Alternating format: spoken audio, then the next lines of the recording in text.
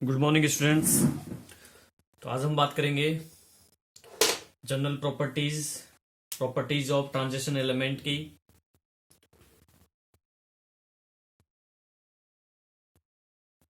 Properties of transition element. Transition जो elements हैं उनकी प्रॉपर्टीज की बात करेंगे। हिंदी और इंग्लिश मीडियम के स्टूडेंट दोनों का ये कॉमन वीडियो है, क्योंकि इसमें ज़्यादा दिक्कत नहीं होगी, आपको समझ में आ जाएगा। मैं थोड़ा हिंदी में बता दूंगा। संक्रमण तत्वों के गुणधर्म, ठीक है। तो प्रॉपर्टीज ऑफ ट्रांजिशन एलिमेंट यानी संक्रमण तत्वों के गुणधर्मों की बात करेंगे हम यहां पे। तो फर्स्ट, ये सभी जो है मेटल्स हैं। ट्रांजिशन एलिमेंट क्या है? सभी की सब मेटल्स हैं, मतलब धातुएं हैं, धातुएं। सेकेंड, गुड कंडक्टर हैं of electricity and heat. Good conductors हैं इलेक्ट्रिसिटी और हीट के, मतलब अच्छे सुचालक हैं ये ऊष्मा और विद्युत धारा के सुचालक। नेक्स्ट, अगर बात करें इनकी कि ये वर्टिकल सिमिलरिटी शो नहीं करते, तो do not show vertical similarity. ये हॉरिजेंटल सिमिलरिटी शो करते हैं, तो शो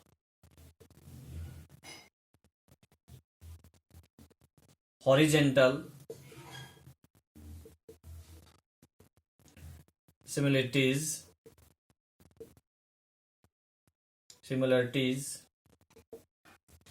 मतलब कि क्षैतिज ऊर्ध्वाधर जो है वर्ग में, एक वर्ग में अगर बात करें, जैसे ये वर्ग है यूं, ये वर्ग बने हुए हैं 3 4 5 डी ब्लॉक में, तो ये एक वर्ग में एक ग्रुप के अंदर सेम सिमिलरिटीज शो नहीं करते प्रॉपर्टीज में। ये हॉरिजेंटल शो करते हैं, मतलब पीरियड के अंदर प्रॉपर्टीज सेम करते हैं। ऐसे प्रॉपर्टीज इनकी सेम शो होती है, ना कि यूं होती है, ठीक है ना। इट मीन क्षैतिज गुणधर्मों में समानता रखते हैं, ठीक है। नेक्स्ट बात करें ऑक्सीडेशन स्टेट, तो वेरिएबल ऑक्सीडेशन स्टेट होती है। वेरिएबल ऑक्सीडेशन स्टेट मीन्स की परिवर्तनशील ऑक्सीकरण अवस्था शो करते हैं। ये एक से ज्यादा होती है, +2 +3 +4 +5 6, इतनी वेरिएबल है, इनमें कोई फिक्स नहीं है, वेरिएबल होती है, परिवर्तनशील। कैटालाइटिक प्रॉपर्टीज होती हैं, कैटालाइटिक प्रॉपर्टीज शो करते हैं ये। कैटालाइटिक मतलब उत्प्रेरक गुणधर्म होता है इनमें। नेक्स्ट है कॉम्प्लेक्स कंपाउंड फॉर्म करते हैं, forms complex compound. Complex compound means coordinate compounds बनाते हैं डी ब्लॉक के एलिमेंट्स। हिंदी मीडियम उपसह संयोजक तत्व, उस उपसह संयोजक यौगिकों का निर्माण करते हैं। संयोजक यौगिक बनाते हैं, ठीक है। इसके अलावा बात करें पैरामैग्नेटिज्म होता है इनमें, अनपेयर इलेक्ट्रॉन प्रेजेंट होता है, जिसके कारण से पैरामैग्नेट प्रॉपर्टीज शो करते हैं ये।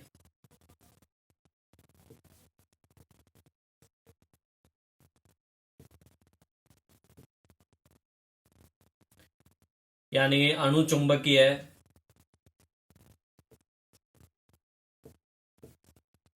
के गुणधर्म शो करते हैं। इसके अलावा बात करें, एलॉय बनाते हैं, form many types of alloy, यानी मिश्र धातु का निर्माण करते हैं।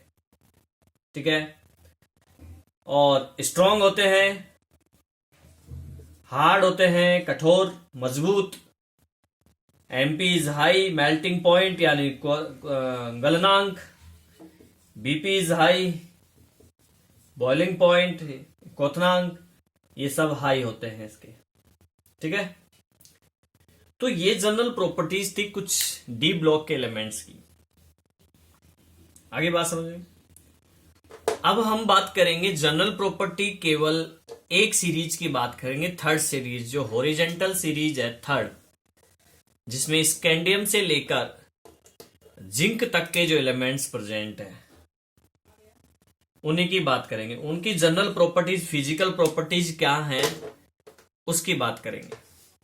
क्योंकि मैंने आपसे कहा था पहले कि पूरा डी ब्लॉक हम एक साथ स्टडी नहीं कर सकते, एक क्लास में बहुत बड़ा हो जाता है।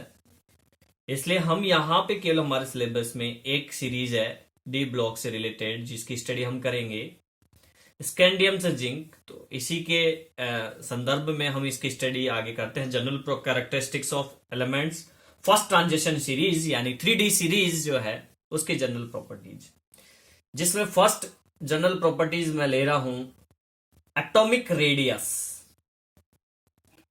एटॉमिक रेडियस,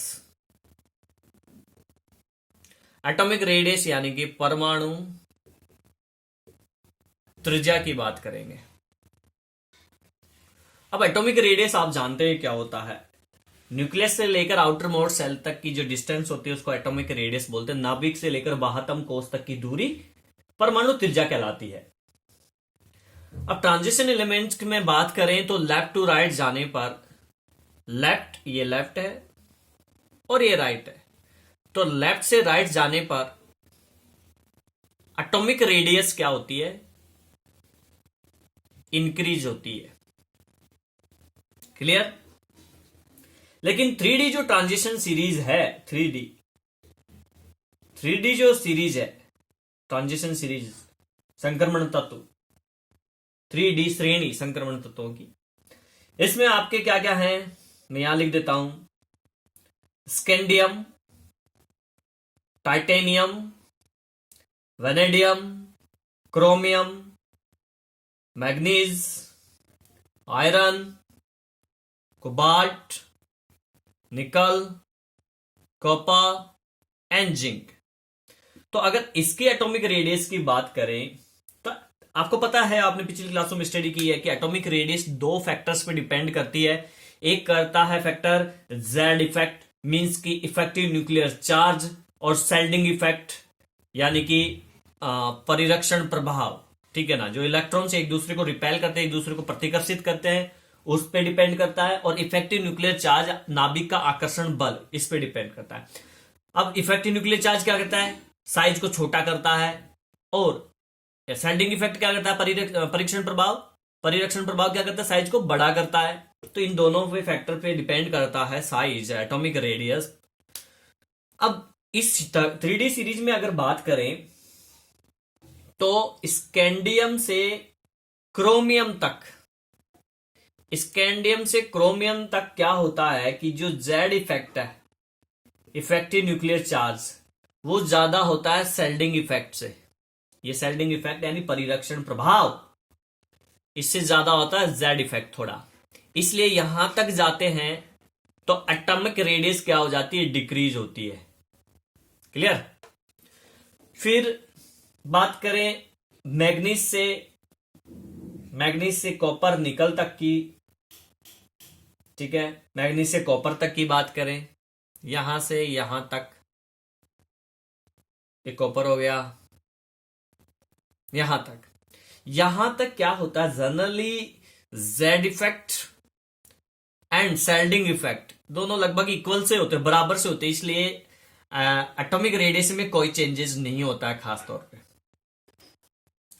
एंड कॉपर से जिंक पे जाते हैं, देन जेड इफेक्ट से थोड़ा ज्यादा हो जाता है। आउटर मोस्ट सेल इसका कंप्लीट होता है जिंक का, जिंक डी ऑर्बिटल, तो सेल्डिंग इफेक्ट ज्यादा होता है, परिरक्षण प्रभाव ज्यादा हो जाता है, जिससे कि थोड़ा सा इंक्रीज हो जाता है एटॉमिक रेडियस, थोड़ा इंक्रीज हो जाता है एटॉमिक रेडियस। ठीक है, तो आपने देखा कि कोई इकसार सा कुछ है नहीं इसमें, बेसिकली थोड़ा इस टाइप से चेंजेस होता है ये। तो ये तो था 3D सीरीज का एटॉमिक रेडियस का प्रॉपर्टी, कि किस तरीके से एटॉमिक रेडियस उसमें चेंजेस लाती है, कैसे होता है ये चेंजेस। सेकेंड प्रॉपर्टी है जिसमें हम बात करेंगे ionization energy, ionization enthalpy. Ionization energy means की आयनन एंथैल्पी। ठीक है, अब ये आपको पता है इसकी definition, the amount of energy required to remove loosely bonded electron from outer most shell gaseous atom. Gaseous atom में से आउटर मोस्ट सेल के इलेक्ट्रॉन को रिमूव करने के लिए जो एनर्जी रिक्वायर्ड हुई है उसको आयनाइजेशन एंथैल्पी बोलते हैं। हिंदी मीडियम, परमाणु के बाह्यतम कोश में कोई गैसीय परमाणु है, गैसीय परमाणु के बाह्यतम कोश से इलेक्ट्रॉन निकालने के लिए जो उसको ऊर्जा दी गई है, उस ऊर्जा को ही आयनाइजेशन एंथैल्पी यानी आयनन एंथैल्पी कहते हैं, आप जानते हो। और ये डिपेंड करती है एटम के साइज पे, ये डिपेंड करती है एटम के साइज पे। साइज जितना छोटा होगा आयनाइजेशन एंथैल्पी उतनी ही ज्यादा होगी। साइज क्या होगा, छोटा होगा अगर साइज, तो आयनाइजेशन एंथैल्पी भी क्या होगी, ज्यादा होगी। अब देखिए एक चीज मैं आपको बता दूं कि जो डी ब्लॉक के एलिमेंट्स हैं वो उनमें एटॉमिक साइज जो है कोई कंटिन्यूसली नहीं होता है। ठीक है ना, रेगुलरिटी शो नहीं होती है एटॉमिक साइज में। जैसा कि अभी आपने इस 3D सीरीज में देखो, आप यहाँ डिक्रीज हो रहा है या कोई चेंजेस खास हुआ नहीं, यहाँ थोड़ा इंक्रीज हो गया।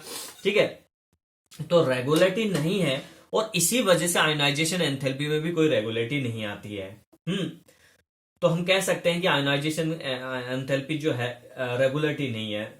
रेगुलरिटी मतलब कि जिसको बोलते हैं इकसार सा, कि इंक्रीज हो रही है कंटिन्यूसली, ऐसा कुछ नहीं है, या डिक्रीज हो रही है, ऐसा कुछ नहीं है। ठीक है, और ऑक्सीडेशन स्टेट यानी ऑक्सीकरण अवस्था भी अलग अलग होती है इसमें, तो जिसका भी फर्क पड़ता है। तो आयनाइजेशन एंथैल्पी अगर बात करें इनकी जो आयनाइजेशन पोटेंशियल है, आयनाइजेशन जो विभवांतर वोल्ट है, वो 6 से 10 इलेक्ट्रॉन वोल्ट के बीच में होता है। जो एनर्जी होती है 6 से 10 इलेक्ट्रॉन वोल्ट के बीच में होती है। ठीक है ना, और धीरे धीरे जब लेफ्ट टू राइट जाते हैं तो इंक्रीज होती है। क्या होती है, ये इंक्रीज होती जाती है धीरे धीरे आयनाइजेशन, बिकॉज साइज क्या होता है, डिक्रीज होता है, इसलिए आयनाइजेशन एंथैल्पी क्या हो जाएगी, इंक्रीज हो जाएगी। यानी कि आयनाइजेशन एंथैल्पी इंक्रीज, साइज क्या होगा, एटॉमिक साइज क्या होगा, decrease, then ionization enthalpy increase. मतलब आयनन एंथैल्पी बढ़ेगी जब परमाणु त्रिज्या घटेगी या परमाणु का आकार घटेगा। क्लियर। अब 3D के अंदर अगर अपन देखें तो 3D जो सीरीज है उसमें आपको देखा कि यहां पे क्या हो रहा है, स्कैंडियम से क्रोमियम तक साइज क्या हो रहा है, डिक्रीज हो रहा है। तो आयनाइजेशन एंथैल्पी क्या होगी, इंक्रीज होगी। ये तो एटॉमिक रेडियस है, एटॉमिक रेडियस क्या हो रही है, डिक्रीज, तो आयनाइजेशन एंथैल्पी क्या होगी, इंक्रीज।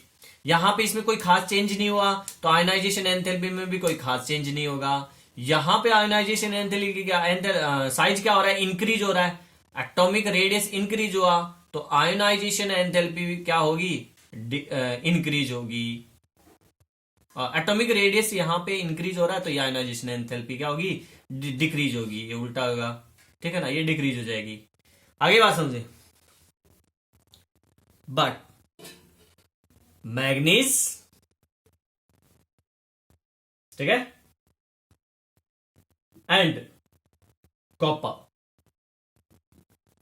ओ सॉरी जिंक की बात करें, जैसे इसमें मैग्नीज में आता है, मैग्नीज आ गया और जिंक, इन दोनों का इलेक्ट्रॉनिक कॉन्फ़िगरेशन देखते हैं तो इन दोनों का इलेक्ट्रॉनिक कॉन्फ़िगरेशन क्या होता है, इनमें 3d5 ये तो मैग्नीज का है। एंड जिंक का होता है 3D10, ये जिंक का है। ये हाफ फिल्डेड है, अपूर्ण भरा हुआ। ये फुली फिल्डेड है, पूर्ण भरा हुआ। ठीक है, ये क्या है, हाफ फिल्डेड है। ठीक है, हाफ फिल्डेड। ये क्या है, फुली फिल्डेड। फुली फिल्डेड यानी ये अर्धपूर्ण भरा हुआ है और ये पूर्ण भरा हुआ है। क्लियर। तो इसकी वजह से क्या हुआ यहां पे कि ये ज्यादा स्टेबल है, ये मोर स्टेबल है। बाकी कंपैरिजन की बात, बाकी एलिमेंट से बात कंपेयर करें तो ये ज्यादा स्टेबल है, इस इजीली अपना इलेक्ट्रॉन रिमूव नहीं करेंगी, इसलिए इनकी आयोनाइजेशन एंथैल्पी क्या होती है, हाई होती है, अधिक होती है। ठीक है, आगे बात समझ में। चलो नेक्स्ट प्रॉपर्टी की बात करते हैं, थर्ड, मेटालिक नेचर। तो नेक्स्ट है हमारा मेटालिक नेचर। तीसरी प्रॉपर्टी है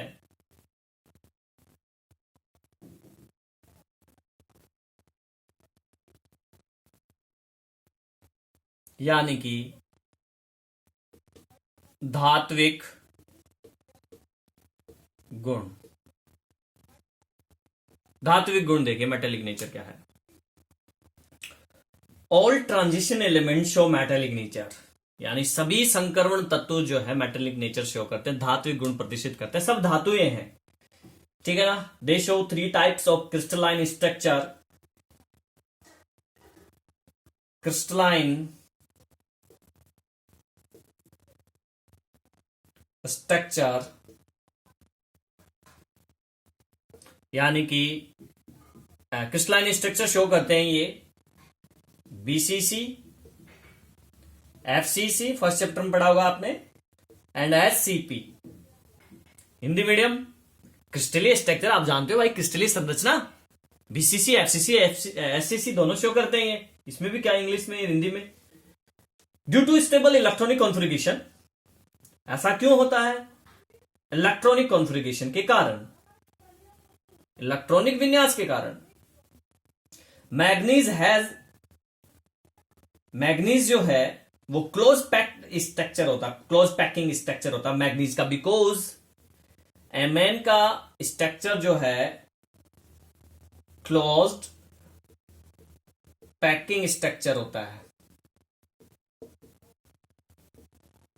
ठीक है ना, मतलब एकदम बंद संरचना होती है मैग्नीज की। क्यों होती है, इलेक्ट्रॉनिक कॉन्फ़िगरेशन के कारण। इलेक्ट्रॉनिक कॉन्फ़िगरेशन जो कि कितना होता है इसका 3D5 हाफ फिल्डेड। इलेक्ट्रॉनिक विन्यास के कारण 3D5 के कारण आधा भरा, अपूर्ण भरा हुआ है। Higher nuclear charge and density, unpaired d electrons, transition metals form strong metallic bonds. Strong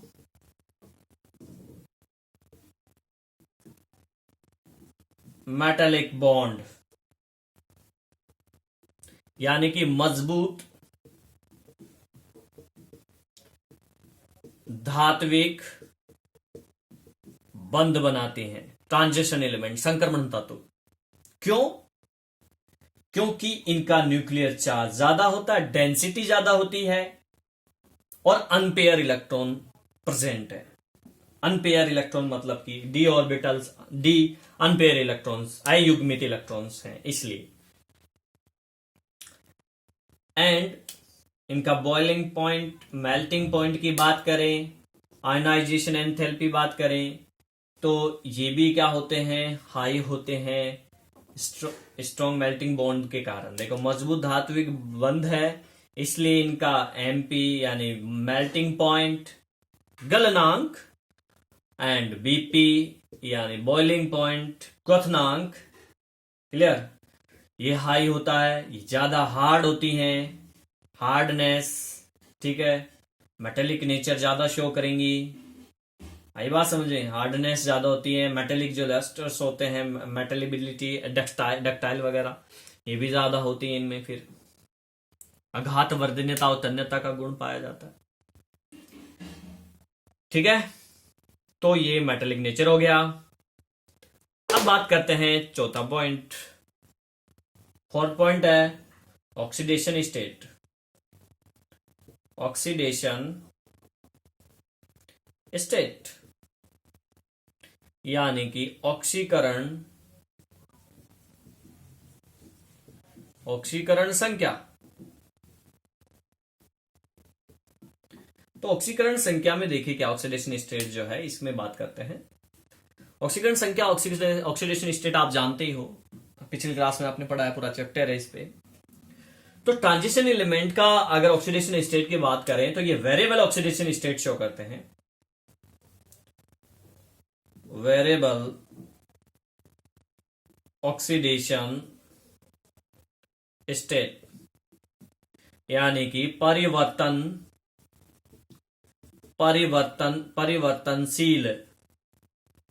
परिवर्तनशील ऑक्सीकरण अवस्था शो करते हैं ये। ठीक है, डी ब्लॉक के जो एलिमेंट्स हैं वो, इनका जो मिनिमम ऑक्सीडेशन स्टेट होता है डी ब्लॉक एलिमेंट्स का, वो number of n s electrons पे होता है। और कई बार इनका जो मैक्सिमम ऑक्सीडेशन स्टेट शो होता है वो number of n s electrons and number of unpaired electrons जो एन माइनस डी के अंदर प्रेजेंट है। तो इन सबका ऑक्सीडेशन, ये तो बात होगी ऑक्सीडेशन स्टेट डी ब्लॉक के एलिमेंट्स के। लेकिन हमारी 3D सीरीज में अगर बात करें स्कैंडियम, तो स्कैंडियम का ऑक्सीडेशन स्टेट +3 होता है। टाइटेनियम +2 भी शो करता है, +3 भी करता है, +4 भी करता है। वेनेडियम जो है +2, +3, +4, +5। इसी टाइप से क्रोमियम +2, +3, +4, +5, +6 और यहां तक कि +1 भी करता है ये, बिकॉज NS1 होता है लास्ट में। 3D में 5 होता है, इसमें NS1 तो +1 भी शो करता है ये। इसी टाइप से Mn की बात करें, Mn +2, +3, +4, +5, +6, +7 7 तक शो कर सकता है, क्योंकि इसका इलेक्ट्रॉनिक कॉन्फ़िगरेशन क्या है 3D5 और 4s2। तो 2 इलेक्ट्रॉन ये, 5 इलेक्ट्रॉन ये, 7 हो गए टोटल। तो मैक्सिमम +7 तक जाता है और मिनिमम +2 तक जाएगा। मैंने आपको पहले बता दिया था कि NS के अंदर जो इलेक्ट्रॉन प्रेजेंट है वो तो मिनिमम ऑक्सीडेशन स्टेट शो होगा, और N-1D के मिलाके और NS के मिलाके, दोनों के इलेक्ट्रॉन मिलाके मैक्सिमम होगा, ये मिनिमम होगा ऑक्सीडेशन स्टेट। आयरन की बात करें, +2 आयरन, +3 आयरन Fe, +3, +4, +5, जनरली ये +2 और +3 शो करता है ज्यादातर। कोबाल्ट, तो कोबाल्ट में +2, +3, +4, +5, +2, +3, +4 किसका, निकल का, ये निकल का है। एंड कॉपर में भी वही क्रोमियम की तरह आ जाता है, इसलिए +1 भी शो करता है ये और +2 भी शो करता है। और जिंक जो है +2 शो करता है, इसका d ऑर्बिटल कंप्लीट भरा हुआ रहता है, Zn +2 शो करता है ये। तो ये इनका ऑक्सीडेशन स्टेट था 3D सीरीज का। और ऑल ओवर अगर हम बात करें पूरे डी ब्लॉक का, तो वो वेरिएबल ऑक्सीडेशन नंबर शो करता है। वेरिएबल ऑक्सीडेशन नंबर मींस कि परिवर्तनशील ऑक्सीकरण अवस्था शो करते हैं।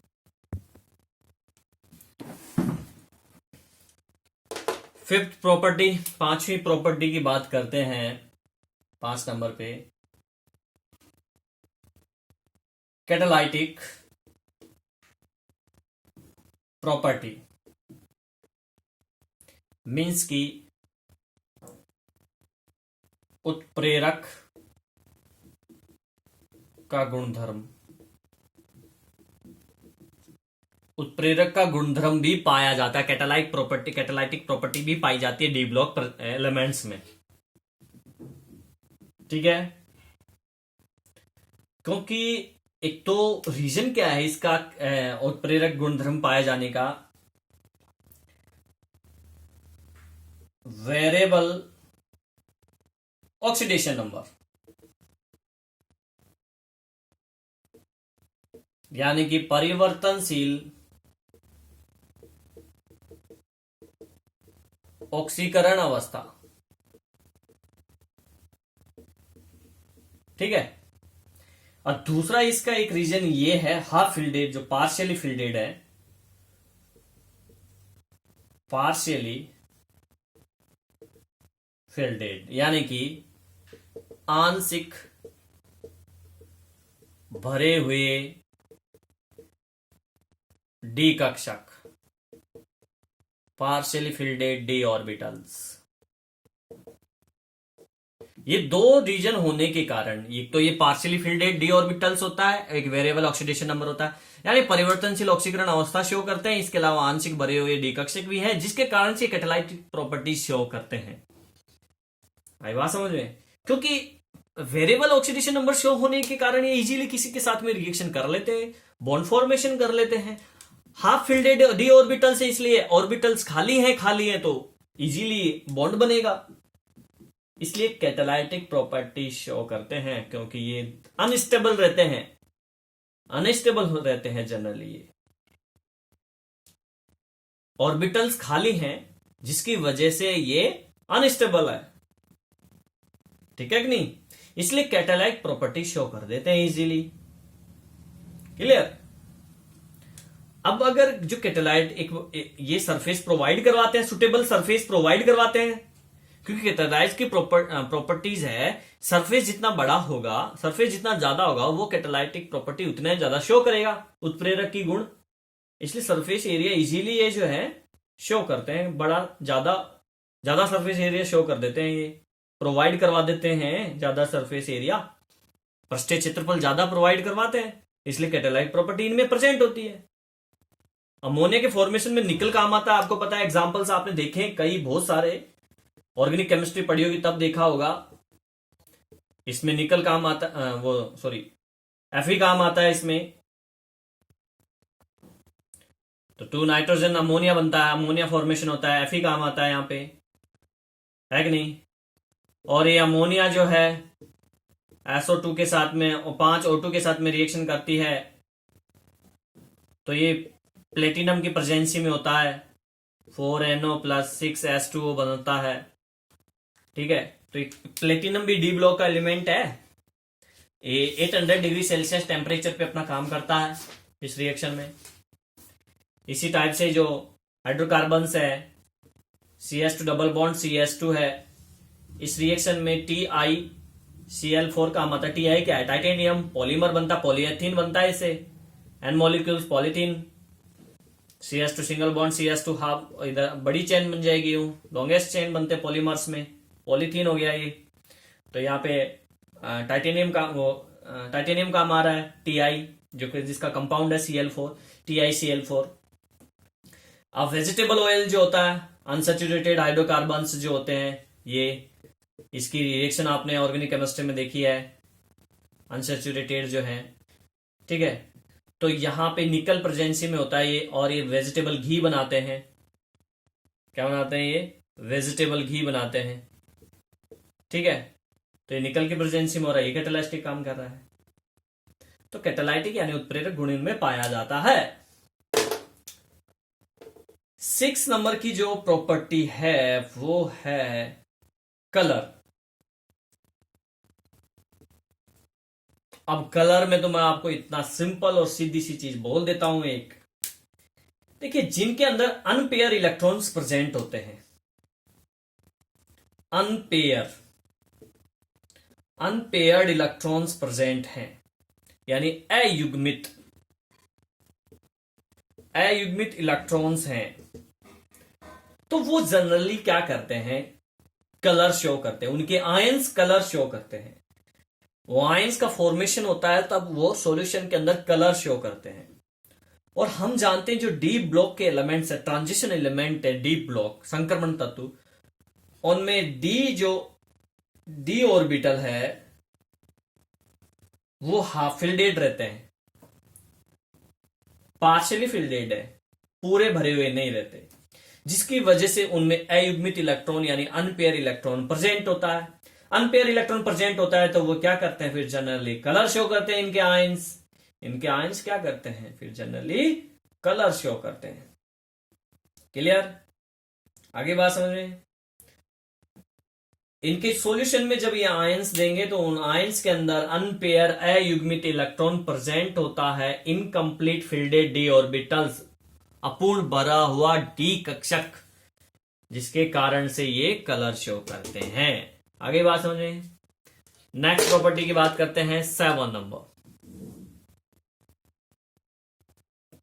Magnetic properties. मैग्नेटिक प्रॉपर्टीज यानी कि चुंबकीय गुण, चुंबकीय गुण। डी ब्लॉक के एलिमेंट्स की बात कर रहे हैं, चुंबकीय गुणों की। तो the magnetic properties of compounds are due to the presence of unpaired electrons. ये मैग्नेटिक प्रॉपर्टी शो करते हैं क्योंकि अनपेयर इलेक्ट्रॉन प्रेजेंट होता है। अयुग्मित इलेक्ट्रॉन होने के कारण ये मैग्नेटिक प्रॉपर्टी शो करते हैं। D orbitals, the reason of magnetic properties, two types of motion of electrons. दो टाइप के मोशंस होते हैं इलेक्ट्रॉन्स के मैग्नेटिक प्रॉपर्टी शो करने के। ऑर्बिटल मोशन, ऑर्बिटल मोशन यानी कि कक्षीय गति, और दूसरा होता है स्पिन मोशन यानी कि चक्रण, चक्रीय गति। इसके कारण से ये मैग्नेटिक प्रॉपर्टी शो करते हैं। ठीक है, आई बात समझ में। Orbital magnetic moment, spin magnetic moment, जिसके कारण से इनका मैग्नेटिक मोमेंट शो होता है। क्लियर। आप ये 1bm निकाल सकते हो EH/4πmc के अकॉर्डिंग, पर इतना आपको जानने की जरूरत नहीं है। आप बस इतना ध्यान रखें कि डी ब्लॉक के जो एलिमेंट्स हैं, या 3D सीरीज की बात करें तो वो बात कर लो, चाहे all over D block elements की बात कर लो। डी ब्लॉक के एलिमेंट्स जो है मैग्नेटिक प्रॉपर्टी शो करते हैं बिकॉज इसमें अनपेयर इलेक्ट्रॉन्स प्रेजेंट होते हैं, हाफ फिल्डेड डी ऑर्बिटल्स हैं। दो टाइप का मोशन होता है, ऑर्बिटल मोशन और स्पिन मोशन यानी कक्षीय गति और चक्रीय गति। बस इससे ज्यादा आपको कोई नहीं पूछेगा। लेकिन हाँ, ये आपको पता होना चाहिए इनमें कौन कौन सी मैग्नेटिक प्रॉपर्टी प्रेजेंट होती है। तो डायमैग्नेटिक प्रॉपर्टी भी शो करते हैं ये।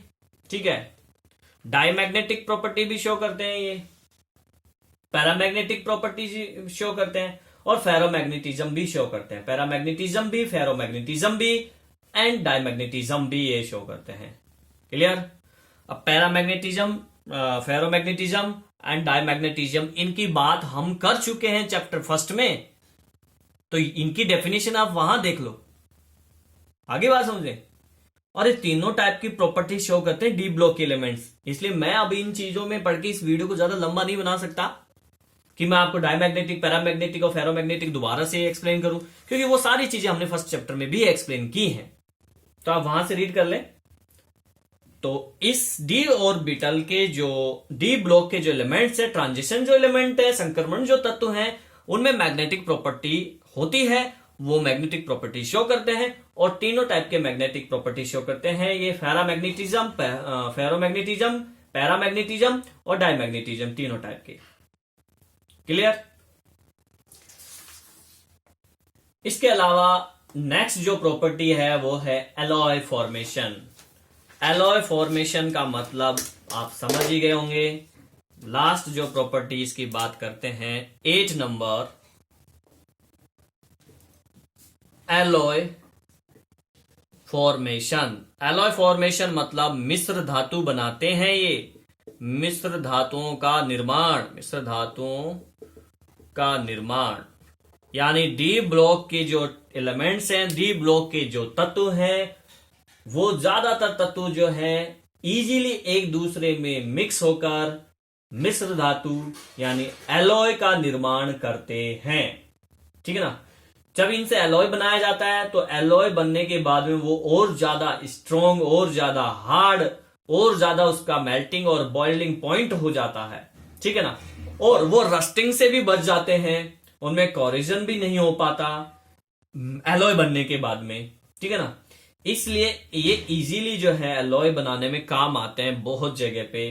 कॉपर का एलॉय बनता है, ठीक है ना, जिंक भी यूज किया जाता है, वेनेडियम से भी बनाए जाते हैं, निकल भी एलॉय बनाने में यूज होता है, क्रोमियम भी काफी जगह एलॉय बनाता है मेटल जो है। आपने आपने आपने पढ़ाई होगा कि कॉपर जो है ब्रांस बनाता है, ब्रॉन्ज बनाता है, कांसा, पीतल, ये जो बनते हैं, ठीक है। स्टील बनता है, क्रोमियम, वेनेडियम और मैग्नीज मिलने पर स्टील बनता है। स्टेनलेस स्टील का नाम सुना होगा, स्टील के बर्तन आपने देखे होंगे, ठीक है। तो ये एलॉय फॉर्मेशन भी करते हैं डी ब्लॉक के एलिमेंट्स। आगे बात समझ में। तो ये इनकी जनरल प्रॉपर्टीज थी।